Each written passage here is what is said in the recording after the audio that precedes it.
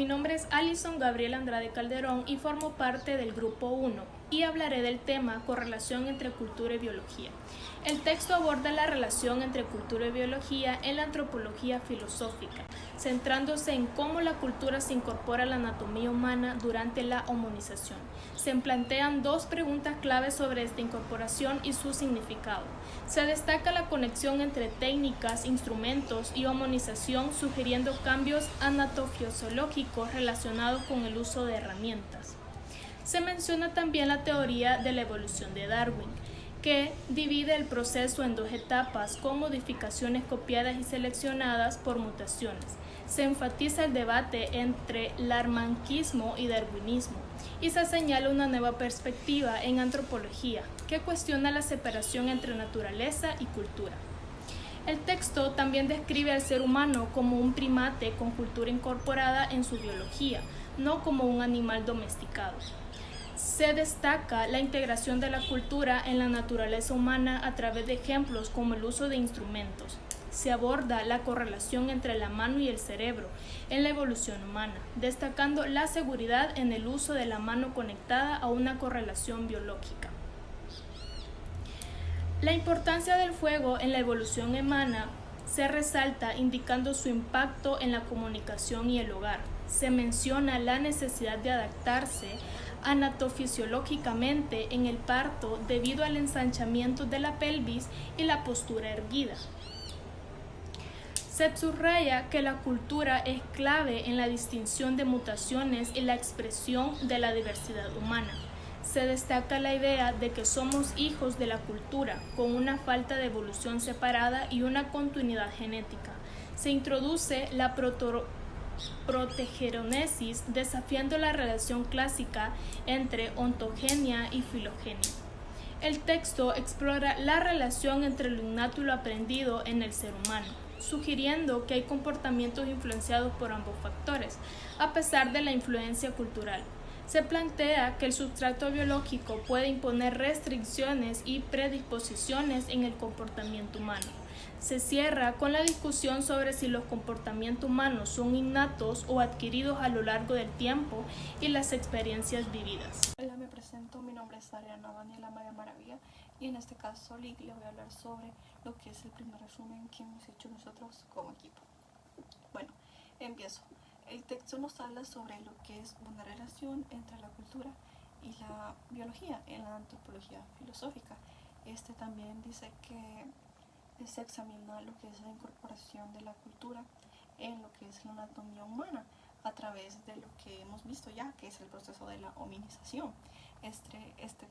Otro punto importante que podemos ver es sobre el efecto Baldwin, que es bastante mencionado en este texto y que nos dice que está separado en dos, donde las modificaciones son adoptadas o copiadas por mutaciones que son solamente seleccionadas. También vemos que nos habla sobre un poco que el ser humano es una cultura que se añade el primate, y esto no quiere decir que el ser humano sea un animal que sea domesticado. Lo que quiere decir es que el ser humano ha incorporado tanto cultura en su anatomía y en su biología. Entonces, además de eso, también resalta que algo súper clave es la cultura. La cultura es súper clave para la distinción de mutaciones y también para la diversidad humana. Otro punto que me pareció muy interesante fue sobre lo innato y lo aprendido. En este caso vemos que el ser humano nace con cierta inmadurez que le permite a lo largo del tiempo que adquiera conocimientos, que es lo aprendido, y los ponga en práctica. Y un ejemplo que podemos ver de eso es lo que vemos en la vida animal, que vienen con cosas innatas y con cosas aprendidas. Otro punto es sobre que los antropólogos se dividen en dos grupos. El primer grupo dice que se hacen llamar materialistas, que este grupo dice que la cultura es algo que es observado, algo que se observa, algo aprendido, y que el material ayuda para que se familiarice con el entorno. El otro grupo nos habla que es el grupo mentalista. Este grupo dice que la cultura así dada es como un conjunto de reglas y un conjunto de normas que ya se han dado. Hola, buenas, licenciado Manuel Alexander. Mi nombre es Denis Orlando Aragón Alegría. Yo le voy a hablar acerca del tema 2, transmisión cultural y construcción social de la persona. Como empieza la lectura y el resumen, se trata de un trabajo de una antropóloga y ella nos dice que la persona náhuatl es una persona socialmente interdependiente. Su forma de aprendizaje se analiza por medio de las categorías nativas que ellos enseñan desde pequeños a los niños. Los niños son ya seres socialmente activos en la cultura y me llama mucho la atención cómo desde pequeños ellos van adquiriendo el trabajo y cómo ellos pueden demostrar el afecto y el amor por medio del trabajo hacia sus padres. También habla de cómo las personas náhuatl se forman en familias, comunidades y incluyen a las deidades y a los muertos. Ellos se rigen por la concepción del trabajo. Desde muy temprano ellos empiezan a demostrar muchos sentimientos por medio del trabajo.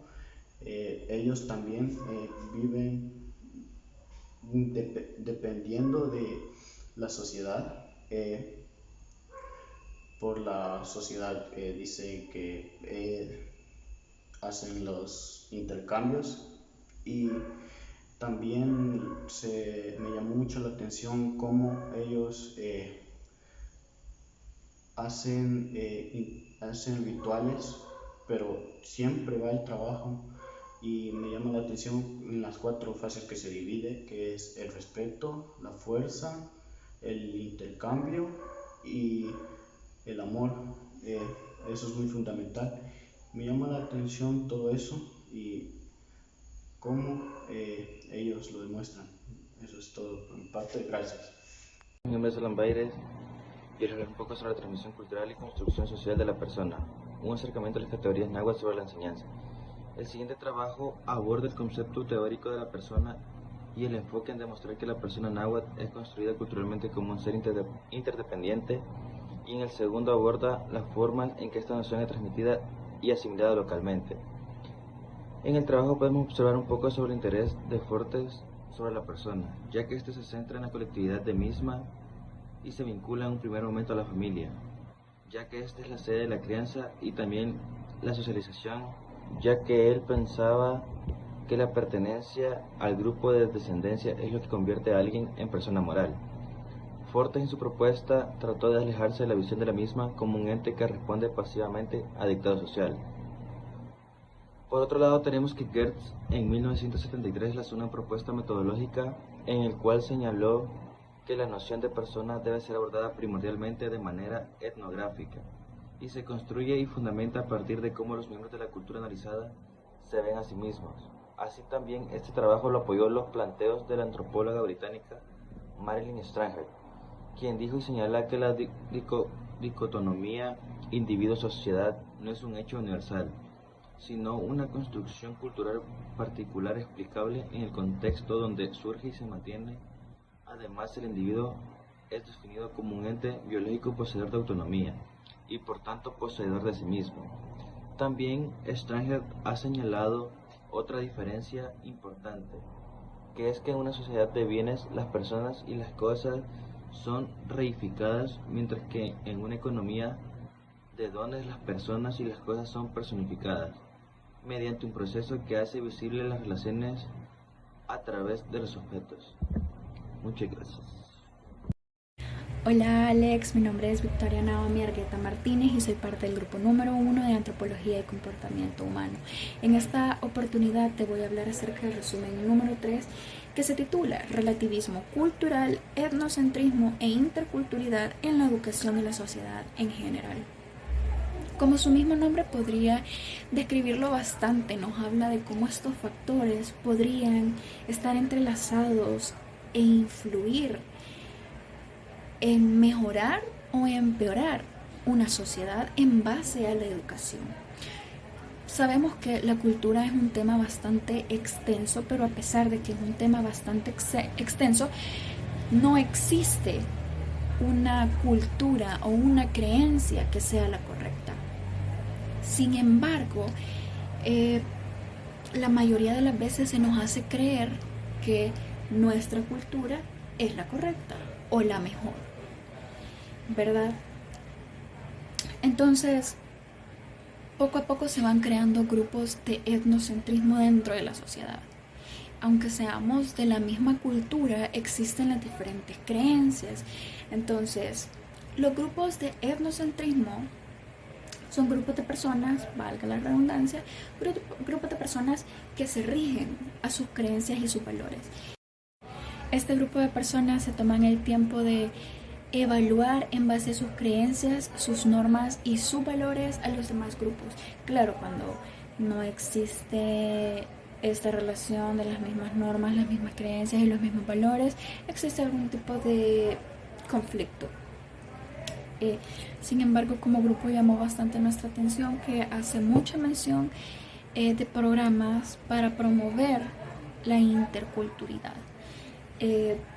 para saber aceptar que existen diferentes culturas y que está bien, para que el mundo o la sociedad sea un poco más empática consigo misma y con los demás, no regirse nada más a nuestras creencias, a nuestros valores y sobre todo a nuestra cultura. Continuando con el tema, actualmente, gracias al desarrollo de las tecnologías de comunicación y desarrollo que nos han brindado valiosos aportes, podemos conocer de que existen diferentes personas de otras culturas dentro de un mismo lugar o fuera del lugar. A este fenómeno también se le conoce como globalización. Por su parte, Aristóteles en su postura nos insta a llegar a un equilibrio entre ambos pensamientos de etnocentrismo y relativismo cultural. Pero esto nos instaría a llegar a una postura de entre ambas, de recelo e indiferencia, eso dependiendo del caso. Pero por otra parte, Polo nos insta a tener actitudes antiéticas nunca van a poder ser la solución, por lo cual deben superarse ambos pensamientos. A todo lo que nos quieren llevar estas dos posturas de estos dos pensadores es que el hecho de que una persona pertenezca a una u otra cultura no significa que pueda dejar de ser un ser dentro de la sociedad o que deje de pertenecer a la humanidad, ya que éste posee la misma naturaleza humana que los demás gentes. Luego de haber mencionado las dos perspectivas anteriores de etnocentrismo y relativismo cultural, el mejor pensamiento que debería ser insertado dentro del ámbito educativo y la sociedad en general es la interculturización, ya que este pensamiento se basa en concientizar a todas las personas de que las disimilitudes fomentan las relaciones sociales y no todo lo contrario, por lo cual el primer paso que se debería de dar para fomentar la interculturización es autoconocernos, es decir, bajar nuestra propia montaña o cultura y subir hacia la montaña o cultura de otra persona, para así poder comprender y entender sus bases.